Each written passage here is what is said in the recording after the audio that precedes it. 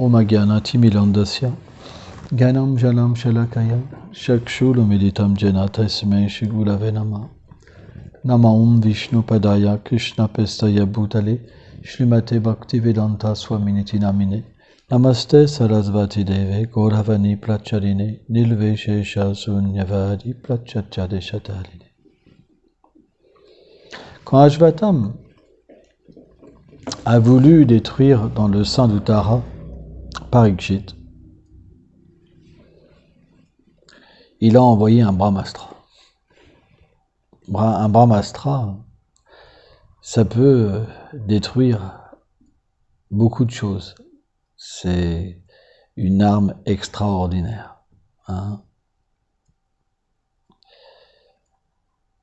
Donc, cette arme peut être dirigée contre simplement certaines personnes sans détruire tout le monde. C'est ça la beauté des armes védiques. Si on regarde les armes actuelles, elles tuent beaucoup d'innocents. C'est vrai. Il y a tellement de personnes innocentes qui sont tuées simplement pour tuer quelques soldats adverses. On voit par exemple la Seconde Guerre mondiale avec la ville du Havre. Quand j'avais été visiter le musée à Caen, il y a une photo 24 heures avant et une photo 24 heures après. Il n'y a plus rien. Toute la ville est détruite. C'est impressionnant. 24 heures entre une photo et une autre. Tu as les deux photos mises à côté. Tu en as une, tu as des belles maisons et l'autre, tu n'as plus rien. Que des ruines. Même plus de rien. Rasé. Tout est rasé. Mais ça veut dire quoi? Ça veut dire que pour quelques Allemands, il y avait combien de victimes innocentes qui ont été tuées? C'est énorme. Vous comprenez? Alors que les armes mystiques, elles peuvent tuer et cibler certaines personnes, sans tuer aucune végétation même, d'insectes, d'animaux. C'est vrai, c'est une réalité. Et là, Ashvatam, il envoie Brahmastra pour tuer sa semence, finalement. Donc c'est un acte criminel. Tuer un enfant. Et pourquoi? Parce que cet enfant, il porte en lui-même la descendance, la puissance. C'est vrai. Donc il veut tuer le futur, en fait. C'est démoniaque, vraiment. Il veut tuer le futur. Pas simplement ceux qui sont présents, mais le futur aussi. Et donc on pourrait se dire que cette situation, c'est la pire. Mais pour un dévot du Seigneur, il n'y a aucune situation dégradante ou pire. En fait, Parikshit, qui était dans le sein d'Uttara, il a été personnellement protégé par Krishna. Krishna est entré dans son ventre et l'a protégé de l'arme dévastatrice lancée par Ashvatam. Et à ce moment-là, qu'est-ce qu'a vu Parikshit? Il a vu Krishna personnellement le protéger. On raconte. Il a pu voir Krishna le protéger avec son arme Sudarshan, protégé de tous les rayons. Et finalement, qu'est-ce qu'a expérimenté Parikshit? Le bonheur suprême, la vision suprême. Il a pu voir une personne tellement merveilleuse.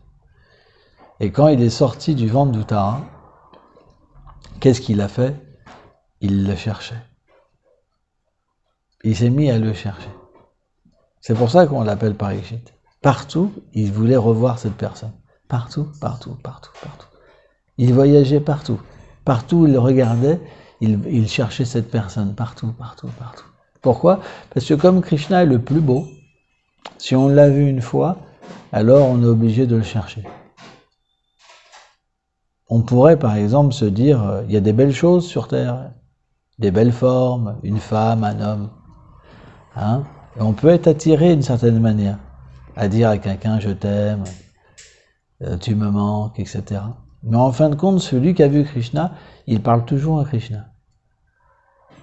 Parce que personne ne peut être l'objet de son amour véritablement. C'est impossible. C'est impossible. Parce que dès qu'il dit « je t'aime », il se rappelle de Krishna. Dès qu'il sent une odeur, il se rappelle de Krishna. Dès qu'il goûte une douceur, il se rappelle de Krishna. Parce qu'il ne peut pas faire autrement. Parce que c'est l'expérience supérieure. Quand vous avez une expérience supérieure avec une expérience inférieure, qu'est-ce que vous pensez? À l'expérience supérieure. Parce que naturellement, ça va enchaîner un automatisme à l'intérieur que le souvenir va toujours être avivé. C'est pour ça qu'on parle d'udipan, des choses qui vont naturellement contracter une émotion qui va amener le souvenir. Par exemple, si vous voyez une mère en train d'embrasser son enfant, quelqu'un qui est situé dans le Vatsalya Rasa, dans le sentiment parental envers Krishna, il va penser à Krishna. C'est le principe. Et bien, de la même manière, Parikshit, partout il cherchait Krishna.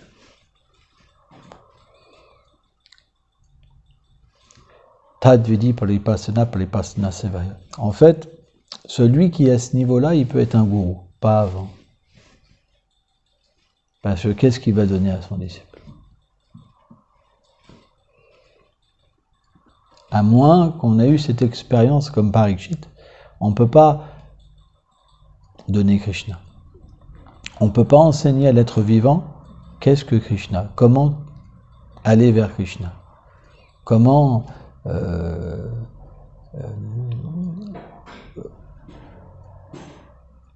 établir un lien avec Krishna, c'est impossible.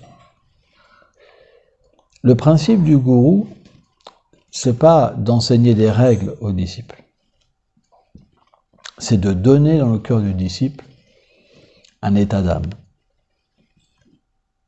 de donner au disciple la possibilité de rencontrer Krishna, d'avoir l'amour pour Krishna. Donc si quelqu'un n'a pas l'amour mais qui n'a jamais vu Krishna, qu'est-ce qu'il va donner? Des règles? Ça suffit pas. Ça suffit pas. Parce qu'on n'atteint pas Krishna par des règles. On n'atteint pas Krishna par des règles. Par l'étude, par une adoration formelle, par le fait de donner la charité. On atteint Krishna simplement par la bhakti, par la dévotion. C'est ce que le Seigneur lui-même enseigne. C'est ce que le Seigneur lui-même enseigne. Donc pourquoi il dit à Arjuna, trouve une personne qui m'a vu. Vu, ça veut dire je te vois face à face. Hein, ça ne veut pas dire je t'ai vu dans un livre. Non, non. On parle de voir, darshan. Comme je vous vois, vous avez vu Krishna. Ça veut dire que vous ne pouvez pas le voir dans un corps matériel. L'expérience de Prem, de la Swarup. Vous avez pu dans votre corps transcendantal, dans la demeure de Krishna, et vous avez vu Krishna. Ça, c'est un gourou. Ça, c'est un sadguru. Au moins une fois. Sans ça, vous allez obtenir des malheurs. Parce que celui qui n'est pas à ce niveau-là, il peut tomber. Parce qu'il ne cherche pas Krishna, parce qu'il ne connaît pas Krishna. Donc quand il voit une femme, qu'est-ce qu'il se dit? Ou un homme? Vous comprenez? Parce qu'il ne peut pas chercher Krishna. Il y a un moment, il y a une attirance pour ce monde. À un moment, il y aura une attirance. Alors que celui qui a vu Krishna, il peut avoir une attirance, comme Bimal Mangal Thakur par exemple. Mais à la fin, il est dégoûté. Ça veut dire que plus il avance, plus il est dégoûté. Parce que c'est pas Krishna, vous comprenez? Ça descend. Et à la fin, il veut même plus voir la personne. Il dit, oh, Seigneur, c'est terrible. C'est pas toi. Ça ressemblait à toi. Ça avait un nez, des yeux, une bouche. Mais quand je me suis approché, j'ai pas vu la même beauté. J'ai pas vu le même parfum. J'ai pas vu la même douceur. Et finalement, j'ai expérimenté la dévastation. Le Vaishnav, il essaye. Il essaye. Krishna lui dit, ok, tu peux essayer. Tu peux essayer d'aimer quelqu'un, vas-y. Offre-lui des belles prières, vas-y. Mais Krishna sait. J'ai donné à mon dévot mon darshan. Maintenant, c'est fini pour lui. Fini. J'ai juste à attendre. Juste un peu. Et ce qui est très intéressant, c'est que normalement, ça prend beaucoup de vie à faire le tour de l'univers. Parce que dans ce monde, on aspire toujours, on se dit, je vais y arriver à trouver le bonheur. Je vais me marier, je vais avoir des enfants, je vais faire ci, je vais faire ça. Et puis on se dit, là, avec lui, c'était pas terrible, je vais en changer. Je vais en prendre un autre. Et là, je vais refaire des enfants, je vais refaire ceci. Ça va être génial. Et puis là, j'en refais un autre. Il y en a qui se marient 8 fois, 10 fois, 15 fois. Hein, les vedettes, par exemple. Ils ont même des contrats spéciaux pour pas qu'on leur prenne toute leur fortune. Ils font des mariages spéciaux pour pas tout perdre à chaque fois parce que ça leur coûte cher. Hein. Parce qu'ils doivent se marier tous les 2-3 ans, donc ça leur coûte cher. Comprenez? Parce qu'ils ont un panel de personnages qu'ils peuvent choisir. Hein. Hein, c'est même expliqué qu'il y a même des familles, des mariages où tout est analysé, les critères, etc., pour être sûr de réussir. Hein. Même védiquement, il y a la charte védique pour être sûr de réussir. Là, ça va être un mariage heureux. Mais c'est lui qui a vu Krishna. Même si vous faites une charte, vous pouvez faire ce que vous voulez. En très peu de temps, il a fait le tour de l'univers. En très peu de temps. Il peut tout expérimenter en très peu de temps. Et à la fin, qu'est-ce qui se passe? Puisqu'il ne trouve pas la personne, alors il pleure. C'est sa finalité. Tu m'as abandonné. Tu m'as abandonné. Tu m'as fait voir ton beau visage, tu m'as donné ton darshan, tu m'as tout donné. Et là, tu me reprends tout. Quelle sorte de personne tu es? Dis-moi. C'est ça les gopis, elles disent. Quelle sorte de personne tu es?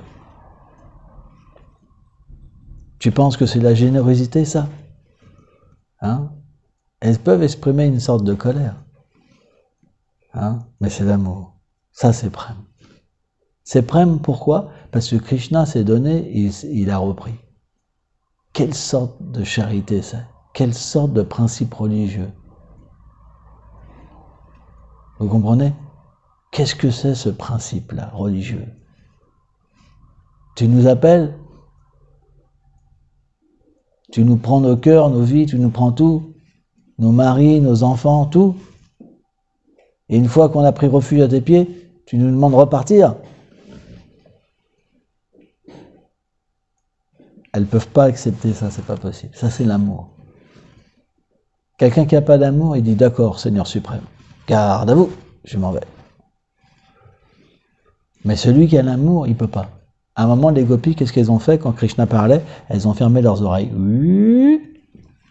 Elles ont pu écouter. Elles ont commencé à gratter la terre, comme si c'était des paroles, c'était pas très important. Elles ont pris refuge dans un autre principe. Elles ont ignoré les paroles de Krishna. Mais Krishna a vraiment apprécié. Pourtant, le Seigneur aime qu'on l'écoute. Hein, c'est le Seigneur suprême. Mais quand il y a l'amour, Krishna aime qu'on lui désobéisse. Parce qu'il y a un principe supérieur. Les gopis, elles n'ont pas pu accepter les paroles de Krishna. C'était pas possible. Parce qu'elles l'aimaient. Parce Krishna les avait attirées.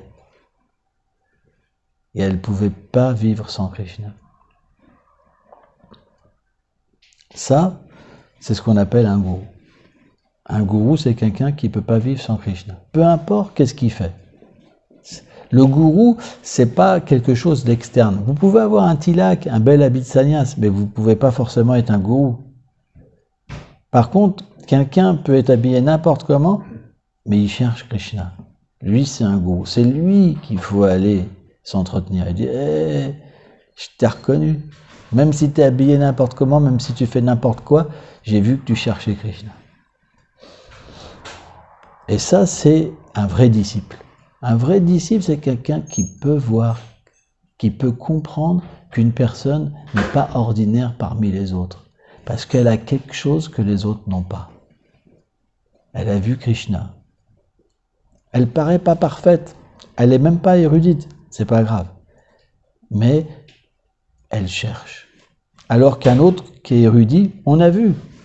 J'ai vu, moi, des gens qui connaissaient tout, les Védas, les ceci, cela, j'ai vu ça.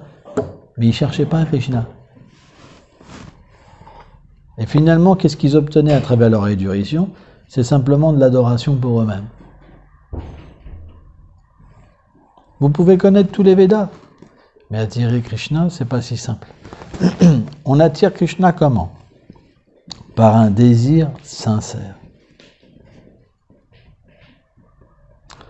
L'expérience de Krishna, comment ça peut être expliqué? Ça ne peut pas être expliqué. Pourquoi Krishna vient à certains et pourquoi il ne vient pas à d'autres? Parce que Krishna est libre de faire ce qu'il veut. Parce que quelqu'un l'a servi dans ses vies passées.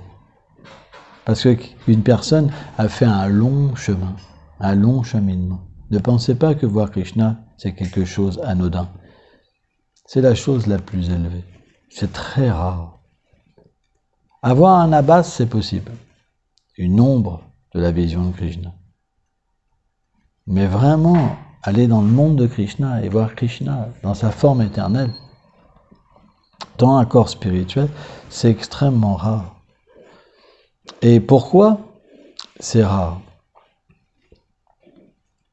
De la même manière que vous ne donnez pas votre cœur à n'importe qui, Krishna ne donne pas son cœur à n'importe qui.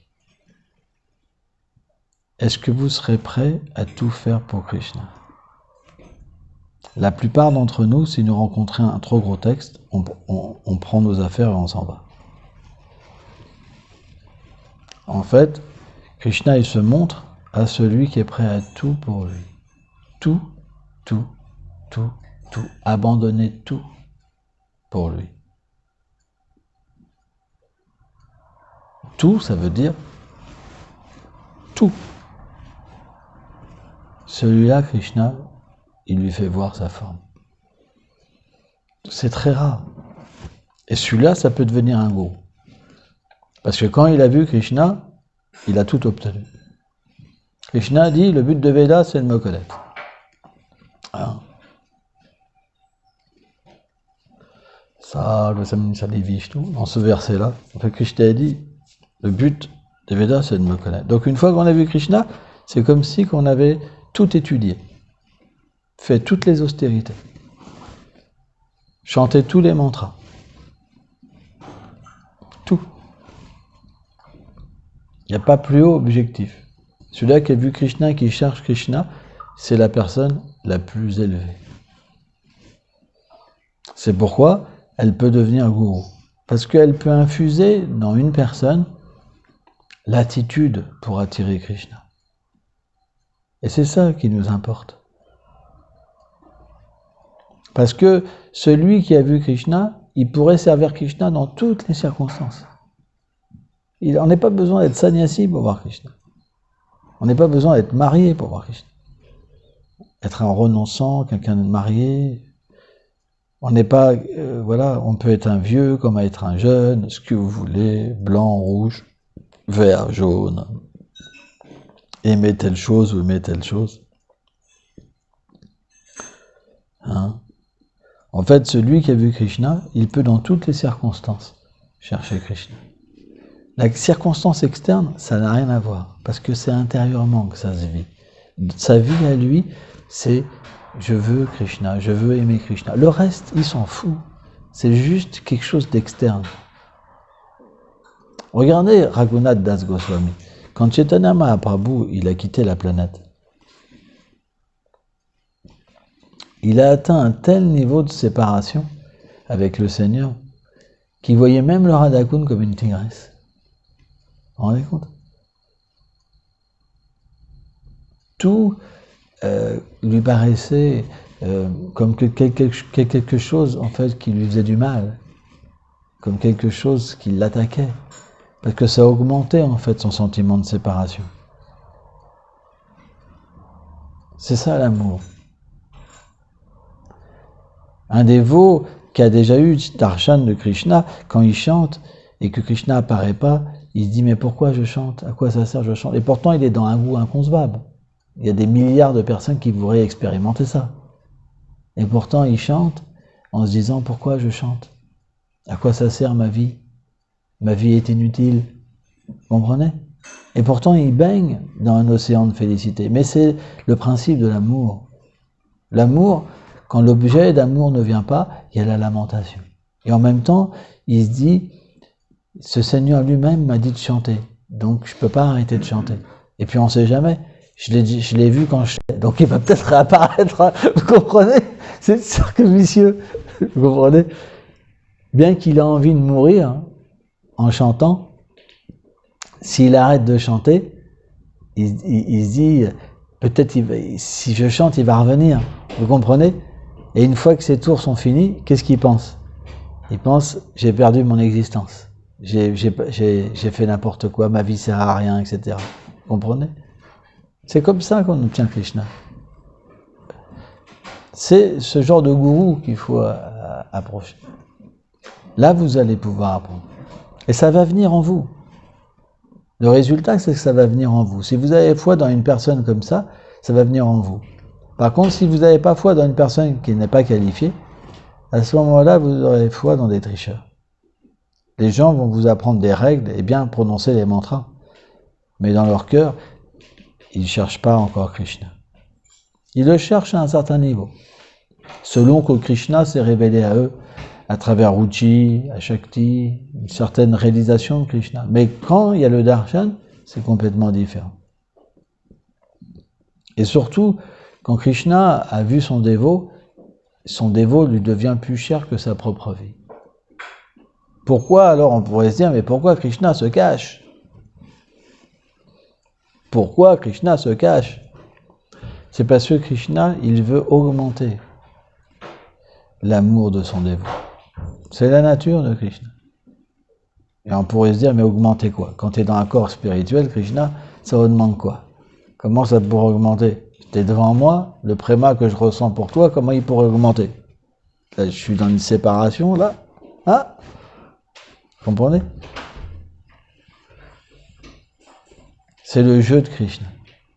Le jeu de Krishna, c'est de se faire désirer aussi. Parce qu'il est le Seigneur. C'est l'être parfait et merveilleux. Et naturellement, Krishna, il aime aussi se faire désirer. C'est la nature de l'amour. Le mâle suprême, le Purusha, il aime se faire désirer. Et c'est la nature de l'âme de vouloir désirer le mâle suprême, Krishna, de se lamenter, de pleurer. Parce que l'âme peut véritablement vivre de cette manière et exister. Il n'y a pas plus merveilleux sentiment. Tant qu'on n'a pas ces sentiments, on est mort. On est comme des morts dans un corps. On est comme des cadavres. Parce qu'on n'a pas de vie. Même les sentiments qu'on expérimente, elles sont tellement petits. C'est comme quelqu'un endormi. Même l'amour qu'on expérimente est tellement petit. Par contre, quand on a expérimenté Krishna, on ne peut jamais être satisfait par autre chose que Krishna. Jamais. Parce que c'est trop petit. C'est tellement petit. C'est pourquoi naturellement, c'est naturel qu'un tel dévot, au moment de la mort, il pense à Krishna. Toute sa vie, il a cherché Krishna. Vous comprenez? Il va se souvenir de quoi, à part Krishna? Vous comprenez? C'est impossible. Mais celui qui n'a pas vu Krishna, il va se souvenir d'autre chose que Krishna, c'est pas évident.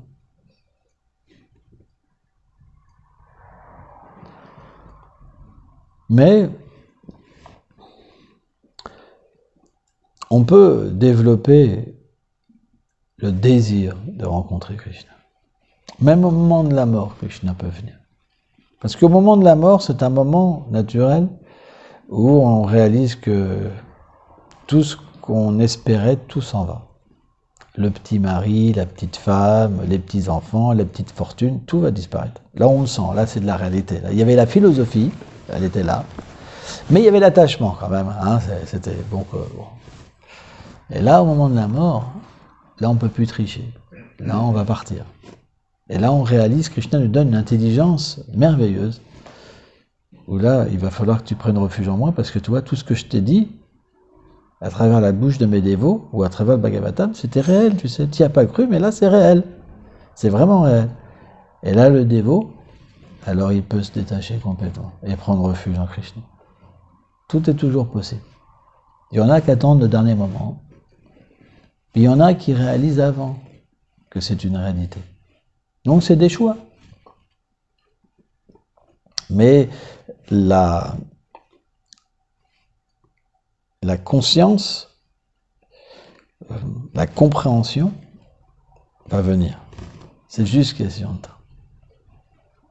C'est pour ça que Krishna peut se révéler dans le ventre d'une mère, avant même d'être apparu quelque part.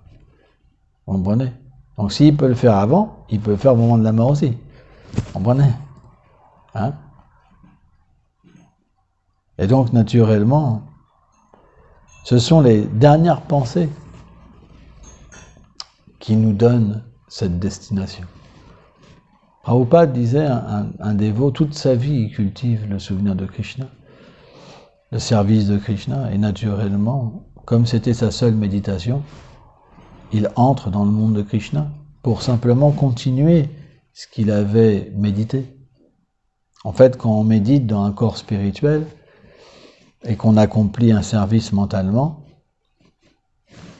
eh ben c'est ce service qu'on obtient dans le monde transcendantal.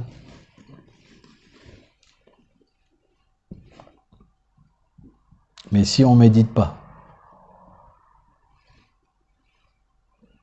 est-ce qu'on ne va pas devenir un chameau, une brebis, je ne sais pas. Vous méditez, est-ce qu'on pourrait méditer sur un chat, sur un chien? Souvent les gens ils ont des chats, ils ont des chiens, par exemple. L'objet de notre attachement, ça va être notre prochaine existence. Si on médite sur une femme, on sera une femme. Si on médite sur un homme, on sera un homme. Hein? Il y a des exemples qui ont été donnés dans le Srimad Bhagavatam. C'est expliqué. De la même manière, si on médite sur notre relation avec Krishna, alors on va l'obtenir. C'est impossible sans ça, de ne pas l'obtenir. Parce que c'est le principe de la réincarnation. On se réincarne parce que nos désirs ne sont pas en accord avec nos désirs éternels. Mais une fois qu'on médite sur Krishna et que nos désirs éternels apparaissent dans le sens que dans cette forme spirituelle, on peut véritablement satisfaire le couple divin, alors on continue dans la prochaine vie. On prend une naissance à Boma Vrindavan, là où Krishna accomplit ses divertissements, et on est entraîné en fait, pour aller au-delà des stades de Prem. Et une fois qu'on a eu complètement cet entraînement, alors on peut atteindre Golok Vrindavan. C'est le processus. Et ça commence déjà à l'intérieur de vous-même. Il faut que vous puissiez atteindre ça. Si vous n'avez pas ce désir-là, c'est que vous n'avez pas compris le but de la vie spirituelle quand même. Notre but, c'est pas juste distribuer des livres, devenir des fanatiques religieux. Notre but, il est de développer une relation interne avec Radha et Krishna, d'offrir un service spirituel. Et ça, c'est possible si déjà on développe le désir de devenir un associé du Seigneur. Sans ça, si on est satisfait avec des choses petites, on n'atteindra dans le futur que des choses petites. Alors ça, on peut le faire ensemble. C'est pas la faute de madame ou la faute de monsieur que je développe pas le désir. Le mariage, par exemple, ou la vie communautaire, c'est fait pour ensemble s'aider et pas devenir des poids ou des obstacles. Vous comprenez? Oh, je t'aime, moi je veux pas que tu ailles au monde spirituel, je veux te garder pour moi. Vous comprenez? C'est pas ça le but. Le but, c'est de permettre aux êtres vivants de se libérer. On va ensemble au monde transcendantal. On y va ensemble. J'irai pas sans toi. Je me suis marié avec toi. Je n'irai pas sans toi. Je t'amènerai avec moi. On ira ensemble. C'est ça la beauté d'un couple. Vous comprenez? C'est ça l'amour. On ira ensemble. On ira tous ensemble. C'est ça la vie communautaire. Je ne laisserai personne derrière moi. C'est ça le pouvoir d'un bhakta. Une fois qu'il médite, en fait, sur sa nature éternelle, il a la possibilité d'amener les gens avec lui. Vous devez avoir foi en ça et l'expérimenter. Merci beaucoup.